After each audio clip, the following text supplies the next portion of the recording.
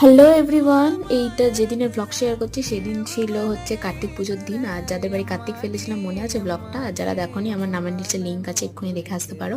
তো সেই দিনই গেছিলাম ওদের বাড়ি কার্তিক পুজো, এই যে সবাই মিলে আমাদের ফুল গ্যাং।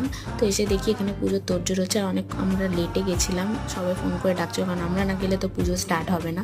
তো আমরা যাই, তারপরে আমাদের সবাইকে একটা করে মিষ্টি খাওয়াচ্ছিল এরকম করে সবার গালে দিয়ে।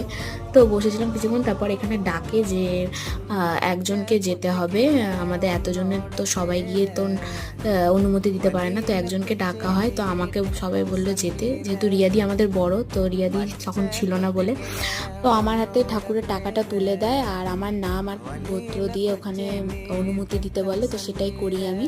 তো ওটা করে তারপর চলে যাই খেতে। খাওয়াতে ছিল বেগুনি, ফ্রাইড রাইস, আলুর দম, স্যালাড, চাটনি, পাঁপড়, মিষ্টি। তো খেয়ে দিয়ে তারপর আমরা বাড়ি চলে যাই। আর সবার শেষে এই যে রিয়াদি আসে। তো কেমন লাগলো ভিডিওটা সবাই অবশ্যই